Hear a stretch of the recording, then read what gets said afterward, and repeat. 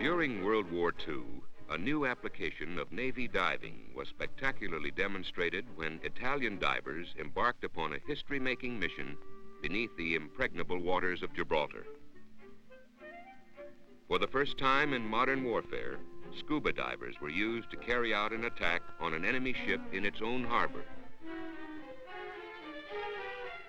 The success of this audacious attack did much to interest the U.S. Navy in developing scuba, not only for its value to the military, but for its value to naval salvage in the accomplishment of hazardous tasks. Tasks which required mobility and sophisticated techniques. Tasks which once were regarded as beyond the capability of man.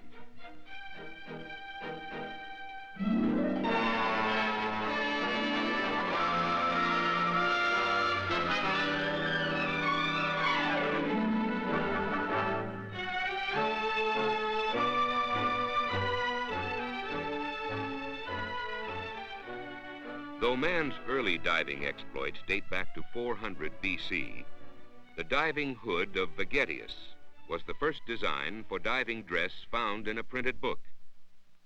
Written in 375 AD, Vegetius described his apparatus as equipped with air pipes, which were supported at the surface by a float.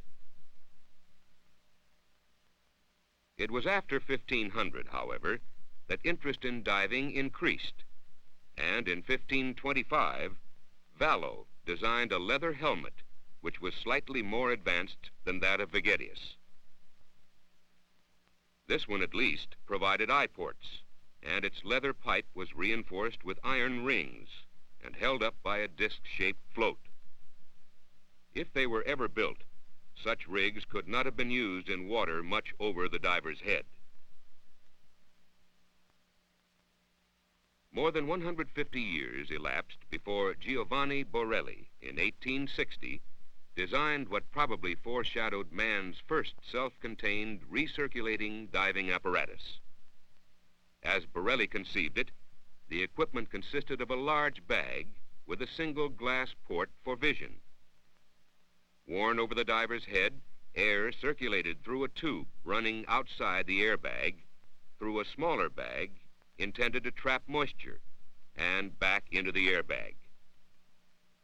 Borelli believed that water cooling would remove impurities from the exhaled air, making it suitable for rebreathing.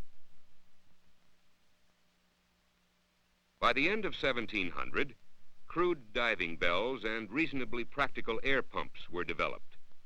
But it wasn't until 1825 that W.H. James designed a self-contained diving suit. Incorporating a supply of compressed air contained in an iron reservoir worn about the waist, this equipment aroused little interest and was not considered important at that time. The first satisfactory demand regulator for open-circuit scuba was patented in 1866 by Benoist Rouquayrol of France. Though the only drawback was the lack of a suitable supply of high-pressure air, this design constituted a milestone in man's efforts to achieve mobility beneath the sea. 11 years later, in 1878, H.A. Flaus designed a workable closed-circuit oxygen rebreathing scuba, which used a solution of caustic potash to remove the carbon dioxide from the exhaled gas. This equipment was later improved to become the prototype of modern submarine escape appliances and the forerunner of our present-day scuba.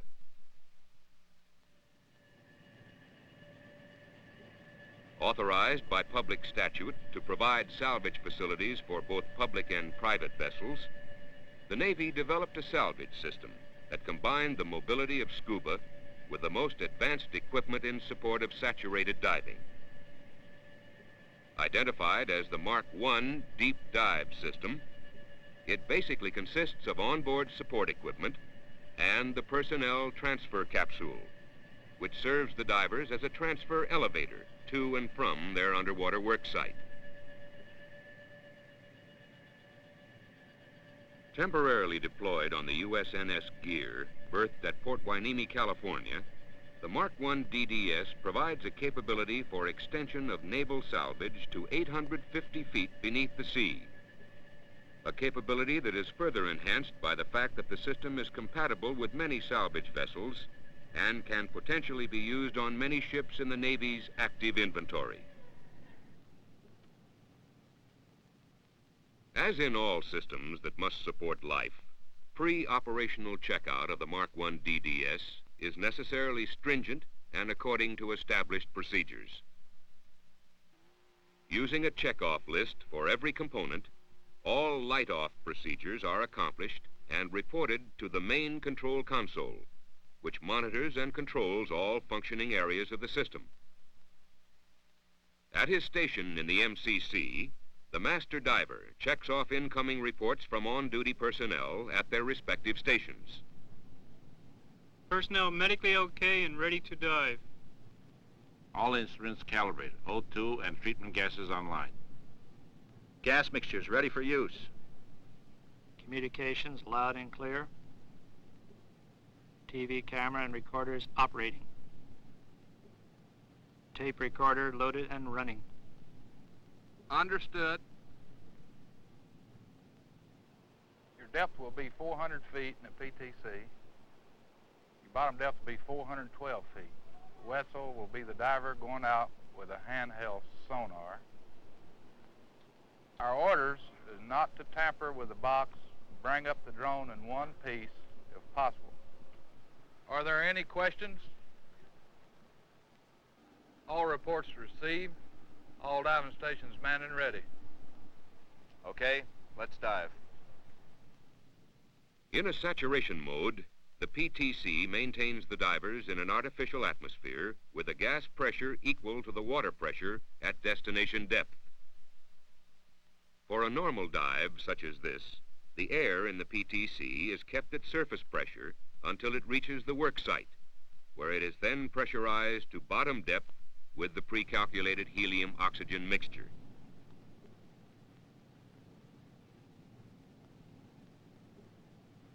All set to go over the side? Okay, Chief. Proceed with the dive. Ready to go up and over, Bill? Up to, George.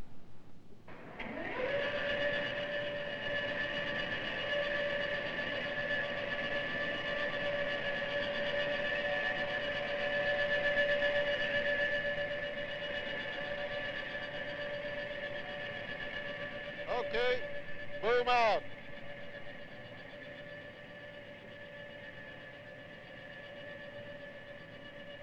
Down 3.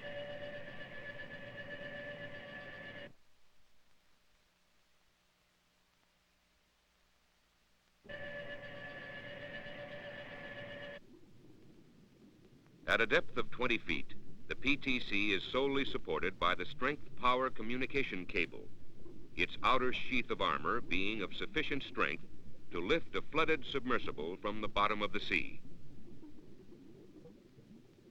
The tugger wires and remote coupling, having served their purpose, are now removed from the PTC before its descent to the work site, while a 20-foot check is performed inside the capsule to confirm that there is proper gas pressure, emergency power, and communications. Ready to go to the bottom. Okay, Snipe. Lower them down to 60 feet a minute.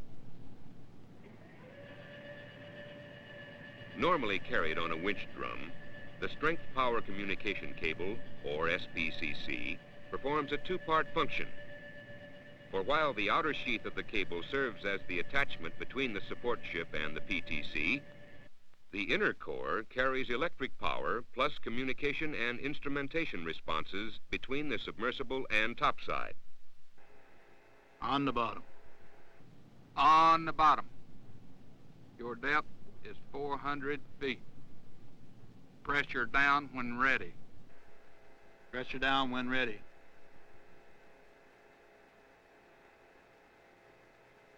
Traveling. Traveling.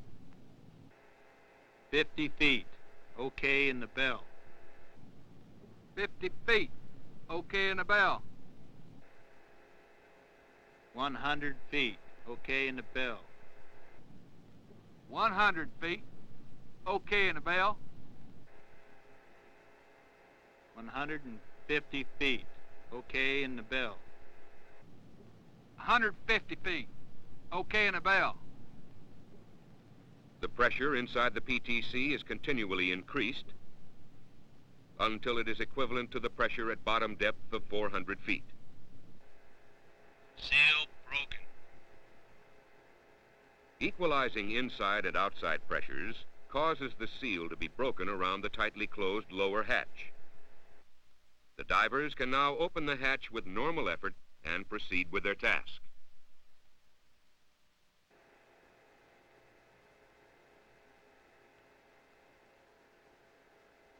Topside, this is the diver. How do you read me? I read you loud and clear. How me? I read you the same.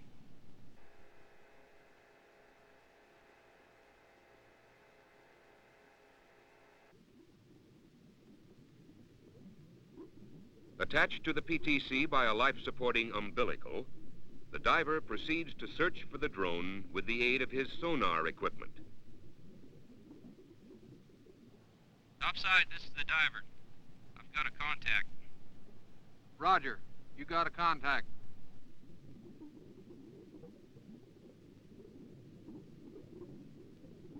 Topside, this is the diver. False target. Roger. False target. Keep searching.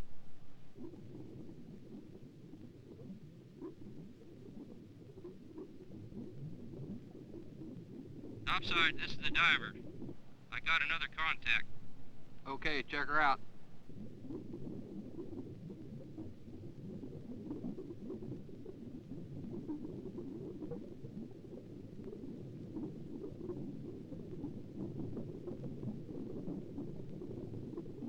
Topside, this is the diver. I found the drone and checked out its position. Great. How's it look? It's in good shape.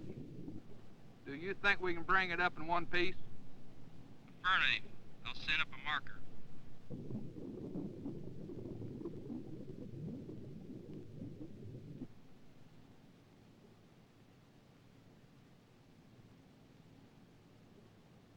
Marker on the surface. Marker on the surface. Throw a couple of straps around the drone and I'll send down the hook. Understood.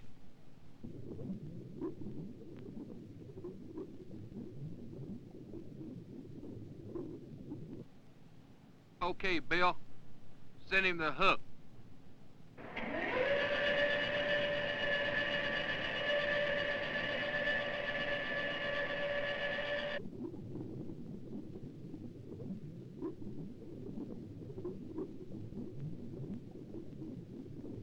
Hold the hook. Hold it, Bill.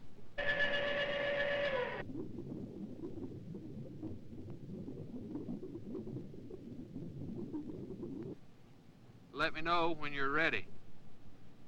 Okay. Heave around slow.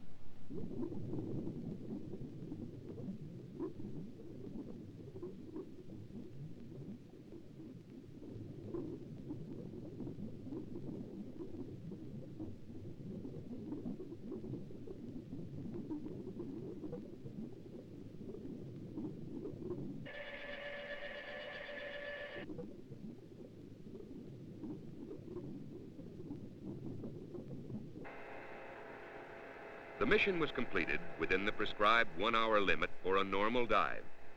And since this made it unnecessary to shift the divers to a saturation mode, decompression in the PTC is started on its return to the surface.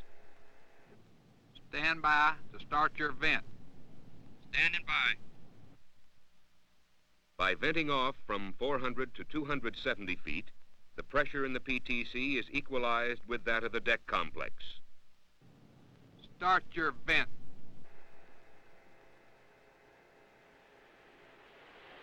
Vent open.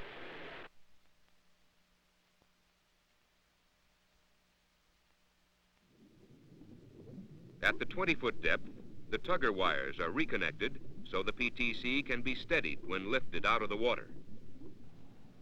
Secure your vent.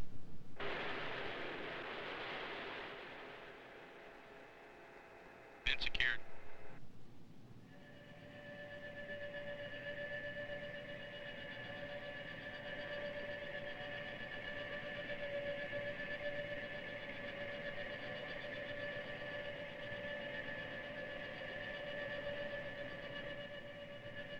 To complete decompression of the divers, the PTC is mated to the entrance lock, which serves as the primary entrance to the deck decompression chambers.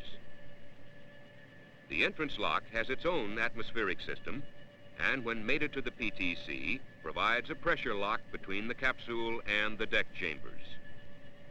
With the mating surfaces brought together, the power closure in the vertical trunk is activated, causing the tube turn to close around the hatches and seal the PTC to the entrance lock.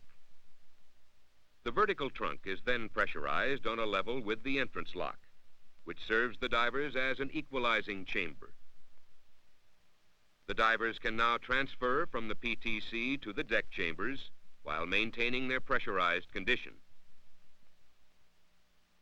When used for saturation diving, the deck chambers provide a pressurized environment on board the ship compatible with the saturated condition of the divers.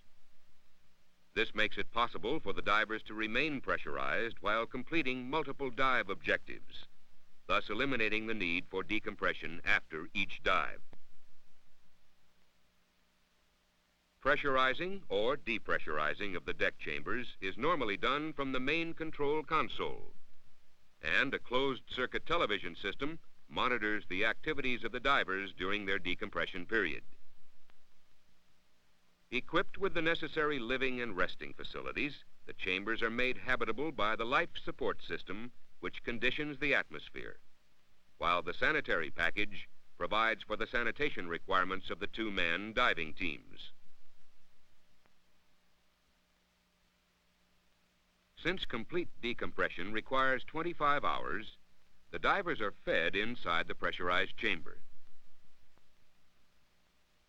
This necessitates passing the food through a medical lock, which also provides for the transfer of medical supplies and other articles. A welcome break in the hours of waiting. Chow time is happy time for the divers as they enjoy all the proverbial comforts of home. Lieutenant Bussey here. Yes, sir, Captain. Approximately 100 miles, sir.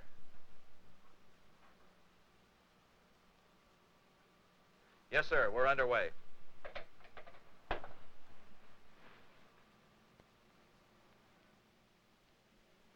Okay, Mac, we've got a hot one. We've got a four-man submersible trapped at 800 feet, about 100 miles south of here. We've got to get him up. No telling how long a job like this is going to take. I'll get the ship underway. You let me know when you're ready to dive. I'll have them pressurized before we get there.